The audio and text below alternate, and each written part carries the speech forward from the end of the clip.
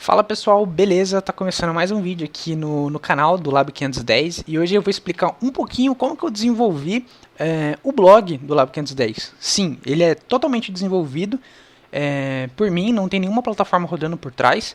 Então ele tem várias estratégias legais, então tem o back-end, tem o front-end, tem a base de dados, ele também tem uma boa esteira de CI/CD, então é bem bacana, a gente faz os commits, ele já acaba buildando a aplicação e hospedando lá, mas esse ponto a gente vai deixar para uma outra aula, eu vou falar um pouquinho mais relacionado ao back-end, tá?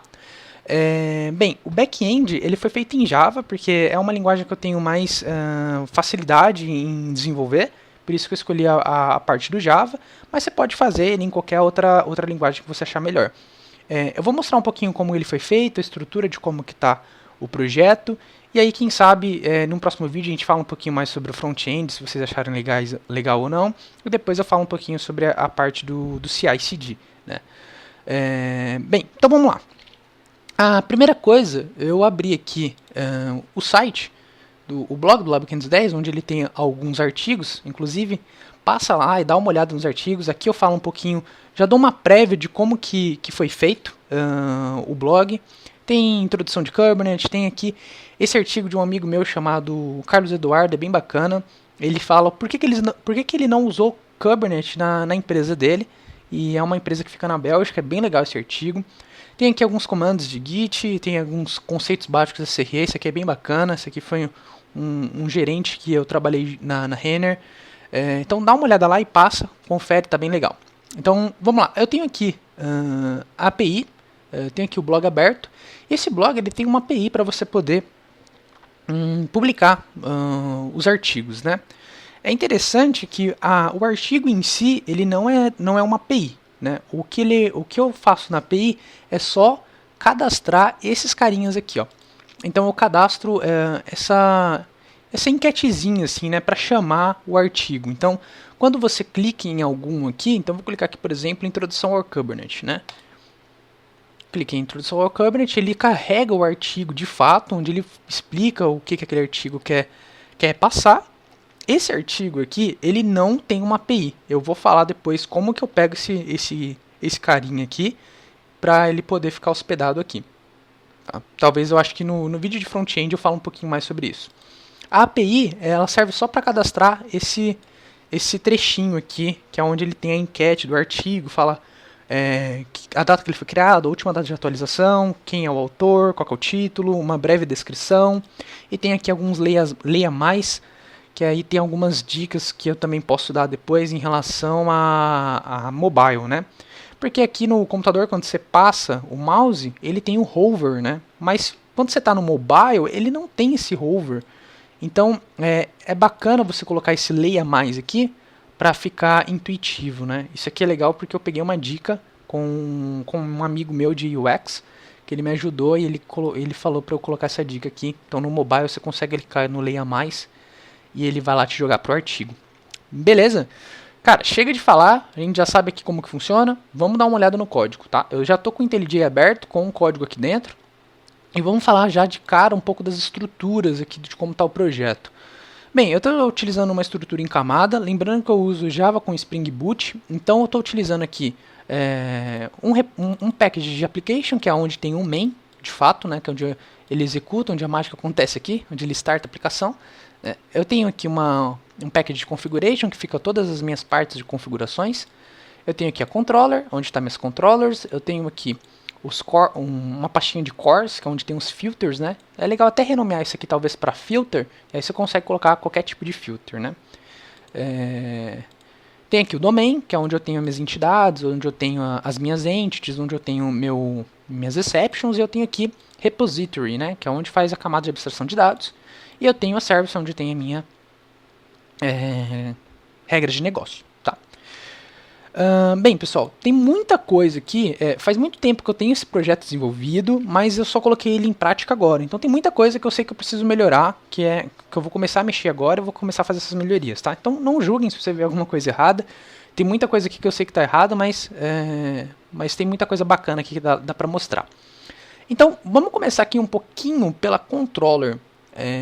como que eu tenho a controller aqui? Aqui já tem uma dica bem legal que vocês podem utilizar. A primeira dica, esse back-end aqui, ele tem uma API. E essa API ela precisa ser documentada. E ela está documentada com o Swagger, tá? Pode ver que se você olhar aqui esse cara, você não vê nenhuma anotação do Swagger. Isso é bem legal e eu já vi em muita empresa ou projeto que você tem as anotações do Swagger dentro da controller. Isso deixa sua controller muito mais suja, tá? Então, o que é bacana você fazer aqui? Cara, cria uma interface. Essa interface você tem todos os métodos que a sua controller vai implementar e dentro dessa interface você coloca as anotações, tá? E aí o que você faz na controller? Você implementa a interface. Então, nessa interface você tem todas as anotações do Swagger, tá? E aí na controller você implementa aquela interface do Swagger, tá? Não coloca aqui as anotações do Swagger, não tem problema nenhum, é mais questão visual. Olha o tanto de anotação que a gente tem aqui do Swagger, né? Imagina tudo isso dentro da controller. Pô, fica bem feio, fica bem chato aí de visualizar, tá? Outra coisa que tem aqui, você vê que todas as minhas controllers, deixa eu ver se eu consigo, assim fica melhor de visualizar. Se você vê todas as minhas controllers, ela não faz absolutamente nada. Ela sempre passa para a camada de serviço, tá? Tem pontos importantes aqui também para falar. Bem, essa parte de serviço, você ter um serviço para fazer tudo, ela é muito legal de você ter, você tira bastante responsabilidade da controller, mas nem sempre é o ideal, porque tem muita gente que joga tudo para o serviço. Isso daqui foi exatamente o que eu fiz e tá errado isso aqui, tá? Eu sei que essa parte tá errada e eu sei que preciso dar uma arrumada. Nem tudo, galera, precisa estar na camada de serviço. Tem coisas que você consegue fazer na camada de controller, tá bom? Então esse é o primeiro, um outro ponto de atenção, que no meu projeto ele tá errado, eu sei que ele tá errado e eu vou corrigir, só me falta tempo aí para corrigir. Tá? Cara, o que é legal ter aqui na camada de controller? As partes de... se você vê, eu sempre retorno o que a minha service está retornando, né? Se eu vou entrar numa service aqui qualquer, você vê que eu retorno uma response int, e aqui eu trato se eu estou retornando um 200 ou se eu estou retornando um 500, tá? Essa responsabilidade de retornar o código de erro do HTTP Code é bacana você ter ela aqui de fato na controller, tá? Aqui eu coloquei na service e não é bacana ter aqui na service. Então, não façam isso, coloquem essa parte de retorno na controller, tá? Os response codes na controller. Existem outras coisas também que não tem necessidade de você fazer uma service para isso. Mas, por enquanto, no meu projeto aqui só tem essa response code. Às vezes você precisa fazer uma coisa ou outra que é bacana você colocar, tá? Legal. Dito isso, vamos para outras coisas. Eu uso aqui aquele esquema de DTO, né? Eu nunca trafego a minha entidade dentro das minhas camadas, dentro da minha controller, do meu ponto de entrada. Eu sempre estou trafegando em DTO. Eu não vou falar sempre, que pode ser que eu esteja enganado, que como faz tempo que eu não olho esse cara aqui, pode ser que eu esteja enganado. Um outro ponto, cara. Aqui eu uso a injeção de dependência via atributo de classe. Eu sei que não é o melhor método. Aqui o melhor método é a gente utilizar a injeção de dependência via construtor, tá? Porque ele carrega todas as dependências, independente de quantas dependências tem o seu serviço. E também ele é melhor para testes, tá? Então, eu sei que isso aqui também está errado, tá? Mas eu não vou entrar tanto em mérito disso, que a gente vai começar a entrar um pouquinho a respeito do Spring, de como que o Spring trabalha com ciclo de vida, com a injeção de dependência. Depois a gente também deixa para um próximo vídeo. Então, beleza, eu tenho aqui meu endpoint ele também está configurado como API v1, esse aqui é o padrão, então é o meu domínio, né, meu IP, API v1, e aí eu tenho post com slug, que é o nome, um slugzinho ali, tem o get post, tem o get post por ID, tem o delete post por ID e tem o update post por ID, que ele é um transactional também. Beleza? Então vamos lá, cara, eu vou pegar aqui o mais simples, que é o de salvar, e vou entrar. Então você pode ver que eu já entrei aqui numa camada de serviço. Cliquei no serviço, ele entrou numa camada de serviço. Aqui entra um porém, né? Esse serviço ele está implementado com um contrato, que é esse carinha aqui, tá? Nem sempre também a melhor prática é você utilizar um contrato. Talvez você simplesmente só fazer o serviço já é uma boa, tá? Eu sei que você desenvolver baseado em contratos, né, você ter interfaces, e isso aumenta um pouco o código. Você precisa escrever mais. E às vezes você escreve mais sem necessidade. Então, toda vez que você for trabalhar com contrato, vê o tamanho da sua aplicação e vê se realmente é necessário. Tá? Aqui eu desenvolvi com contrato porque eu não sabia o tamanho desse projeto. Achei bacana colocar contrato, mas nem sempre é a melhor opção. Tá? Então, beleza, eu estava aqui no save, né? Então, o que esse save faz? Ele tem a camada de repository aqui dentro, que é para ele poder salvar. Então, ele salva, aqui eu não faço, você vê que eu não faço nenhuma validação, ele já recebe um post ent, né? Aqui na minha camada controller, se você ver, eu passo o meu post DTO transformando para toModel já. Então, aqui eu já estou transformando ele em entity, né? Na verdade, é até bacana toEnt, sei lá. Então, como que tem aqui? Eu salvo, se ele salvar, ele loga, né? E se ele logar e se tudo der certo, ele está dentro de um try catch, se tudo der certo aqui, ele já retorna um 201, tá? O que tem de errado aqui, cara? 301 é bacana você sempre retornar a URL da onde ele foi salvo ou da onde você pode buscar aquele recurso posteriormente usando um get. Aqui eu não estou usando isso, cara. Eu não construo a URL e retorno para o usuário. Eu só falo, olha, foi criado aqui e se vira para saber onde está. Né? É bacana você devolver sim a URL onde ele foi salva, tá bom? Então, foi o que eu falei, pessoal. Esse projeto ele é um pouquinho antigo, tem algumas coisas que foram desenvolvidas que estão erradas ou que podem ser melhoradas. E aí eu tô mostrando aqui, abrindo para vocês como que está o blog, para vocês verem que nem tudo é perfeito e sempre tem coisas que dá para melhorar. Tá? E aí você vai adquirindo conhecimento, você sabe que precisa melhorar algumas coisas, tá? Então é isso. Essa camada de post repository eu tenho aqui, mesma coisa, eu estou fazendo uma instância desse cara, tem um ponto de injeção aqui, né? Mesma coisa, estou usando via atributo de classe, mas não é bacana, é bacana você usar via construtor. E o post, ele tem aqui um repository, ele é do tipo CRUD repository, ele pega minha post ent, aqui é o meu ID é do tipo long, e eu tenho aqui um método personalizado, né? Ele busca por slug. Por padrão, ele já cria aqui algumas buscas por ID, busca todos, né? Por padrão, ele já tem alguns métodos pré-definidos aqui nesse CRUD repository que você não precisa ficar fazendo query. Mas quando você precisa fazer, olha que bacana, você só dá um find by slug e aí ele sabe que se dentro da sua post ent tem um atributo chamado slug, ele sabe que ele precisa fazer a query com esse carinha, né? É bem bacana aqui usar o Spring Data para esse tipo de coisa. Tá? Então é isso, cara. Aqui no save, ele tenta salvar, loga, né? E aí depois ele vai lá e retorna. Caso dê algum problema, aqui está dando um illegal argument exception, aqui pode ser também um SQL exception, porque ele está tentando salvar. Enfim, tem coisas que a gente precisa melhorar. Ele loga, e aí ele cria aqui a mesma coisa. Ele retorna um código 500 com uma post exception aqui de retorno. Né? Essa post exception é nada mais do que uma classe que ele tem stand de exception, e aí você passa a mensagem para o super e atribui essa mensagem também a um atributo aqui da própria classe. Tá? Então aqui é uma exception, não está tão personalizada assim, é só para poder retornar um modelo específico ali para o meu cliente quando dá algum erro. Tá bom?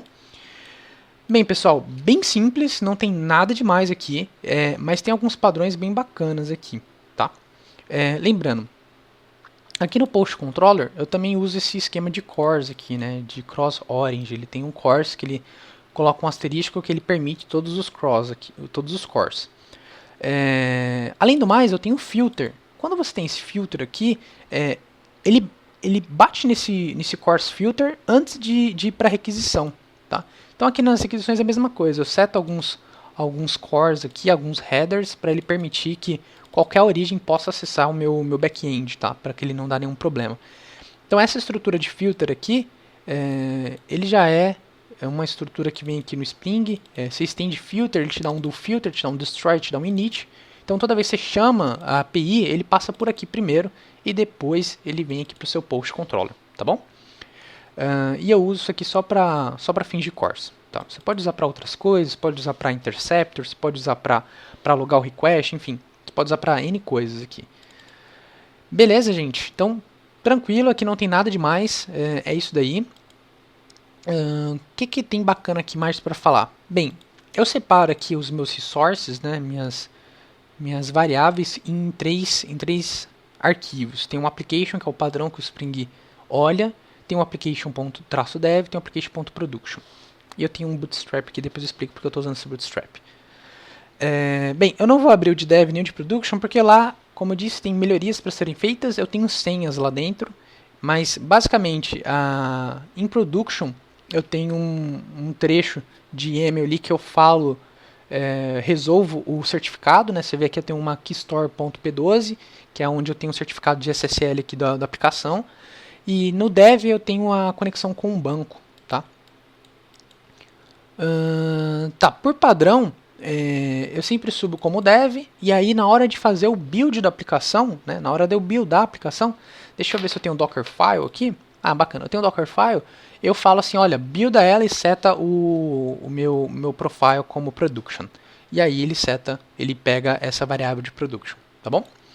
Aqui é bacana, já tem um Dockerfile também, que é onde ele monta o meu container, né? Então ele pega o POM, move para essa pasta temp, pega o CRC, que é o source, move para essa pasta temp também, falo que minha workdir é a temp, e eu faço build. Estou usando o Maven, então eu faço Maven package, e aí passo aqui o profile, que é production.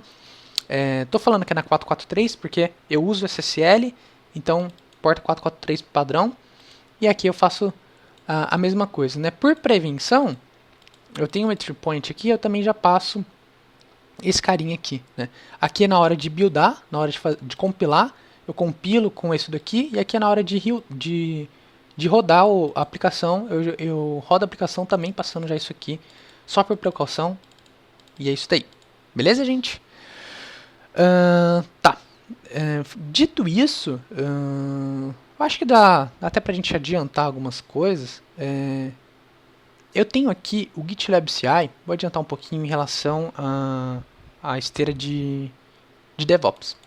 Então aqui no GitLab CI eu tenho três stages, né? Eu tenho stage de build, stage de teste e stage de notify.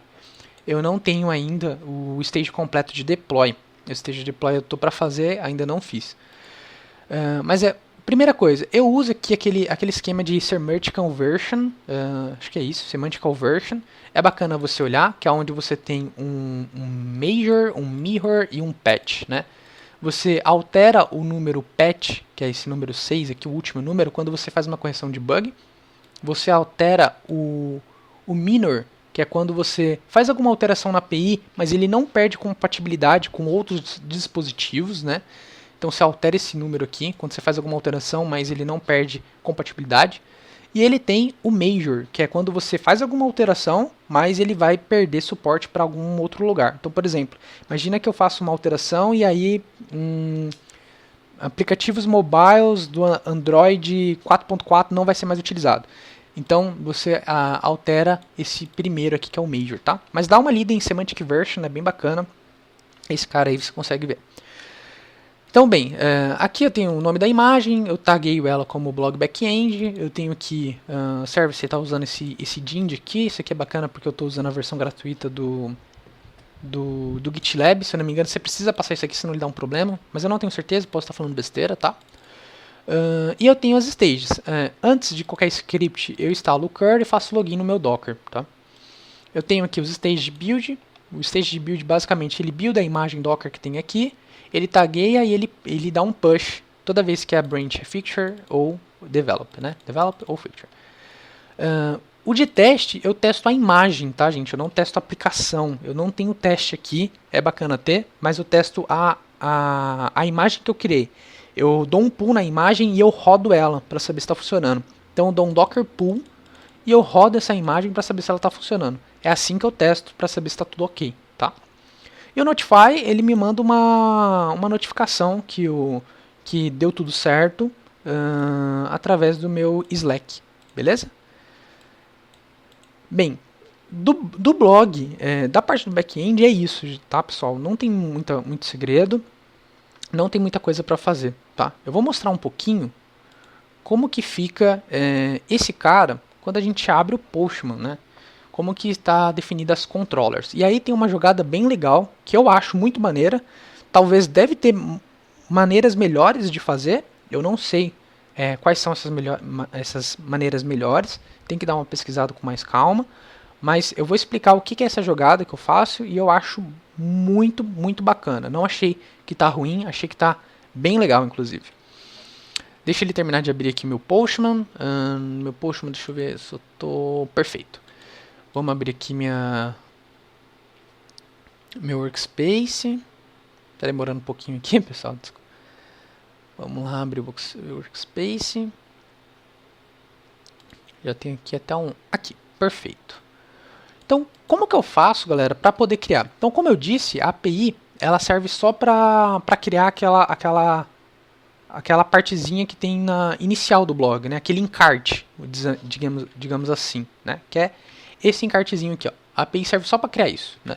Então você vê aqui, eu tenho o assunto, que é Guia dos Conceitos Básicos da SRE. Então você vê que ele tem aqui o assunto. Ele tem a Short Description, que é uma descrição curta, tem uma Long Description. Aqui eu coloquei a mesma no caso. Ele tem o autor, que foi a pessoa que escreveu. Ele tem um status, se ela está desativado ou ativado, né? Se ele está desativado, o blog está publicado, ele está salvo na minha base, mas ele não está ativo, então ele não aparece aqui. Quando ele está ativo, ele aparece lá, tá? Ele tem o slug, que é esse conceitos básicos SRE. Então se eu clico aqui, é exatamente esse slug aqui, ó. Tá? Ele tem a data que foi criada, a última data, e ele tem aqui as tags. Né? Aqui eu tagueio por vírgula, né? E aí no front-end eu vou lá e separo esses carinhas para ficar bonitinho assim. Tá? Qual que é a jogada aqui que eu acho bem bacana? Bem, pessoal, aonde que está a jogada? Aqui no file name eu tenho um arquivo HTML. Esse arquivo HTML é onde tem o meu artigo de fato. Então, o meu artigo, na realidade, ele é um arquivo estático HTML. E esse arquivo HTML, ele fica dentro do meu servidor. Aí é até bacana falar, eu uso hoje o DigitalOcean. Então, eu estou usando um Droplet mesmo, eu não uso o Kubernetes lá, eu uso um Droplet com Docker. E eu tenho um Docker Compose que sobe todas as aplicações de uma vez. O banco, o front e o back. Então, eu bato lá no servidor, eu pego esse arquivo, o que o front-end ele faz? Ele bate no servidor, ele pega esse arquivo, ele pega o conteúdo desse arquivo e ele renderiza a página. Né?